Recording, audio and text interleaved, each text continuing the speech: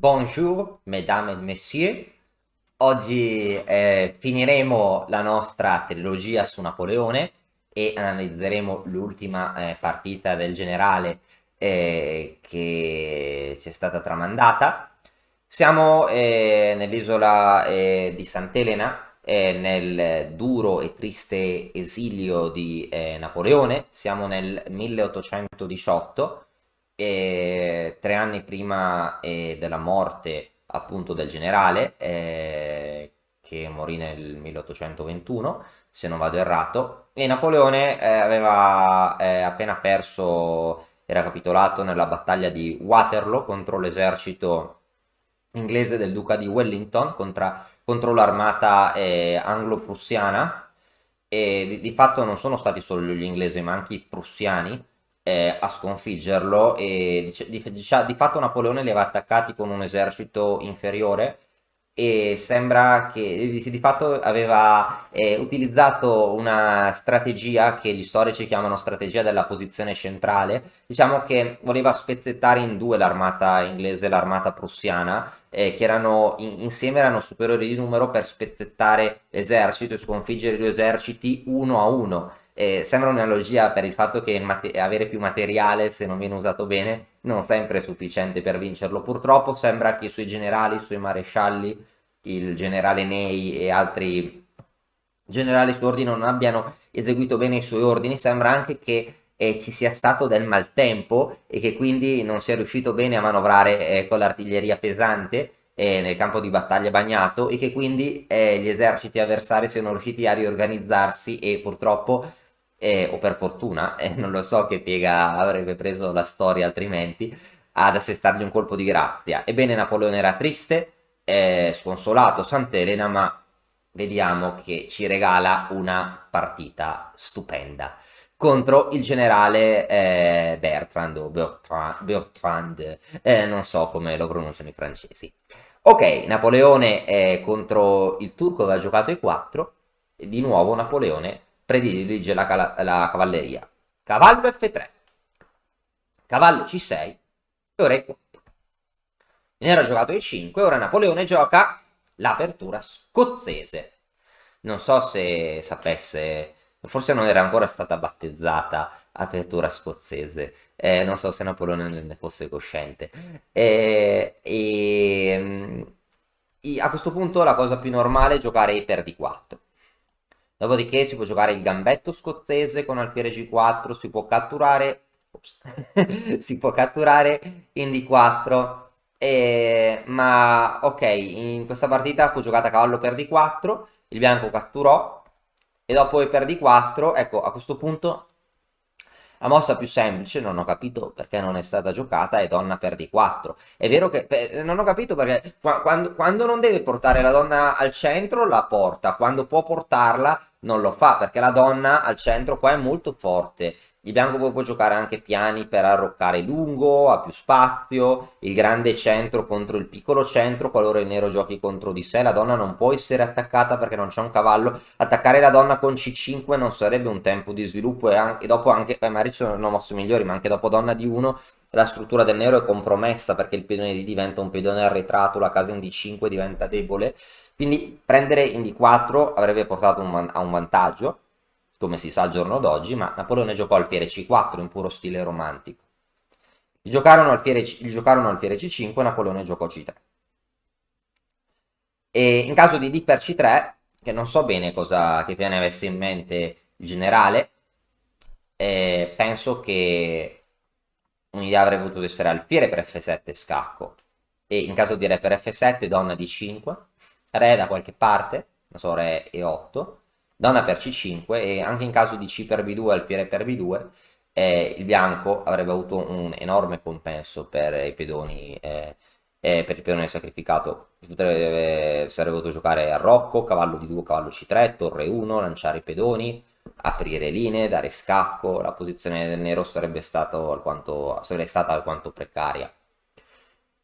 Ok, il nero ha giocato donna E7, e con l'idea di catturare il pedone in E4, e Napoleone lo difende indirettamente arroccando. Ora donna per E4 si imbatterebbe in torre 1 e la donna cadrebbe.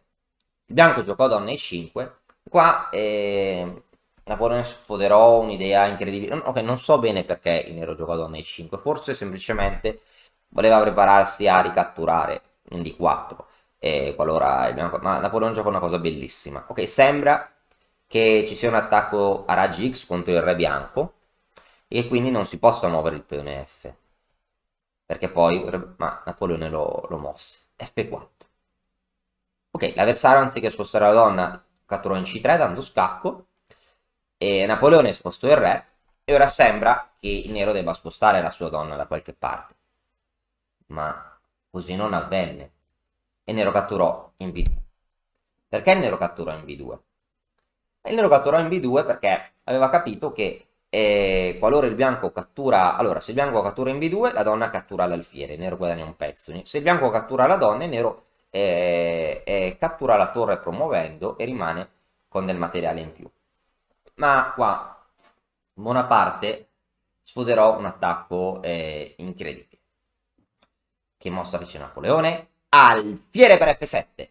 Pour la France.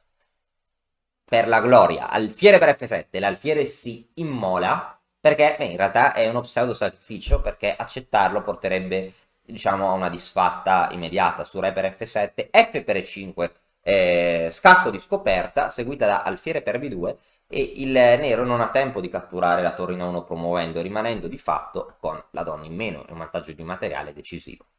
A questo punto nero giocò re di 8 e F per E5, giocò Napoleone e nero promosse la donna. Cosa abbiamo in questa posizione? In questa posizione il nero ha un vantaggio di materiale.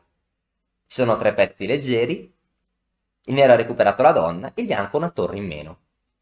Questo dovrebbe essere un dettaglio, ma Napoleone ha calcolato ancora di più e qua gioca una mossa geniale che è alfiere per G8.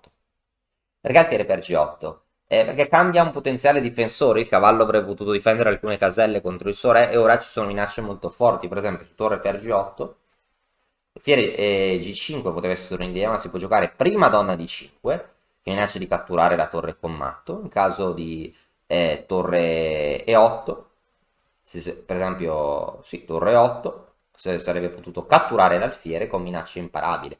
Una minaccia alfiere G5, per esempio su donna per E5, alfiere G5 dovrebbe vincere.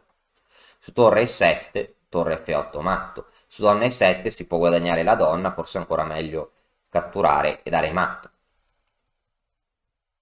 Quindi in caso di torre per G8, donna D5, su torre 8, donna per C5, altri modi di provare a difendersi come D6 sarebbero imbattuti in alfiere G5, torre E7, perché re D7 avrebbe perso, allo stesso modo. Su torre 7, torre F8, re D7, ora sarebbe seguito E6, re per E6 e donna F5 e diciamo che qua il nero avrebbe perso. A questo punto il nero avrebbe preso un matto spettacolare, no? E dopo alfiere per G8, nero giocò alfiere E7 per parare lo scacco in G5, che avrebbe avuto appunto spiacevoli conseguenze, e bianco giocò donna B3. Qual è l'idea di donna B3? L'idea di donna B3 sembra essere intrappolare la donna, no? E difendere l'alfiere in G8, che non si può catturare perché si ricattura e poi si dà matto, si prepara a intrappolare la donna nera. Ora sembra che la mossa migliore sarebbe stato donna per E5, dopodiché con mosse come alfiere F4, seguita magari da cavallo C3 D5, cavallo D2 C4. Il bianco, che avrebbe una qualità in meno, avrebbe un grandissimo compenso. Non so bene se il compenso sia sufficiente o no. È una posizione molto difficile, così difficile che è complessa da valutare addirittura anche per i computer. Ho provato a metterla sul computer e davano un gioco poco chiaro, ma non credo che il bianco stia peggio. Quantomeno la posizione è facile da giocare per il bianco, perché di nuovo questi pezzi non stanno partecipando nella lotta. Ma che l'avversario di Napoleone, le General Bertrand, li giocò a 5. Qual è l'idea di A5? Portare forse la torre in gioco, ma più che altro c'è un trucco.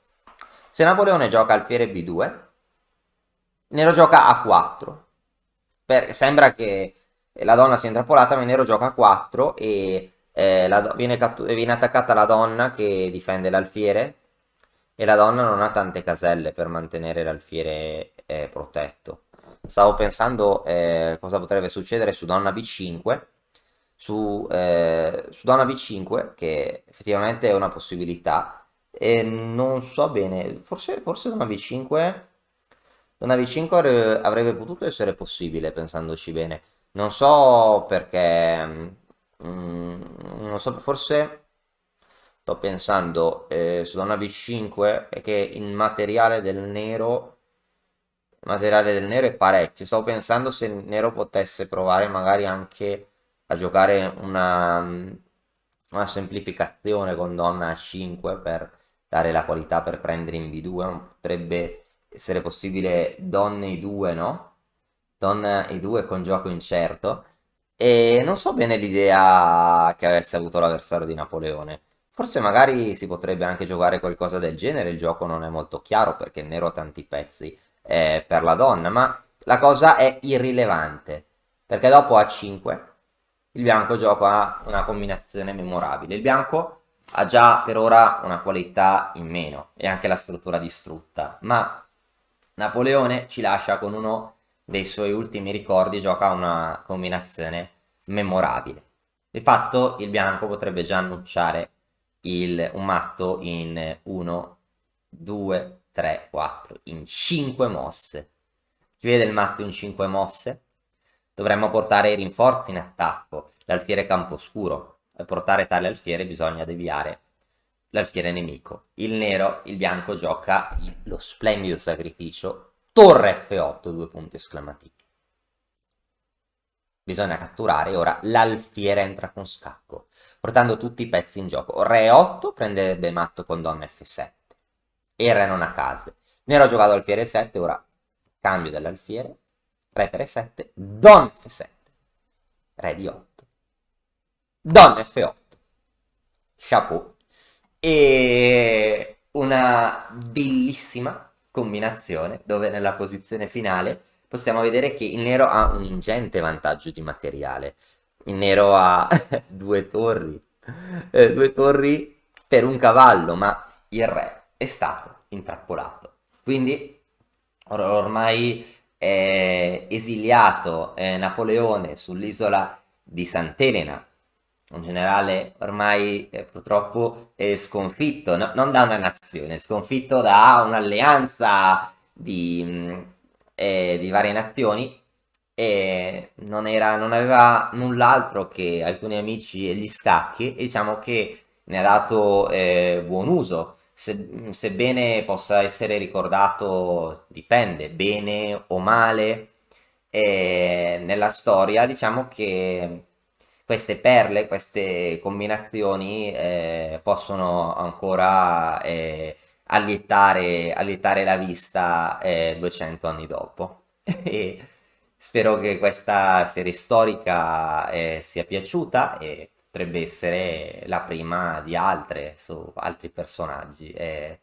stato un piacere, au revoir, e à bientôt e ci rivedremo in altre occasioni con altri argomenti. Grazie mille. E ora per continuare che cosa posso fare? Beh, innanzitutto ti consiglio di iscriverti al nostro canale in modo tale da non perderti le nuove video lezioni. E poi puoi vedere il video che è stato più cliccato in questa settimana. Ci vediamo, ciao!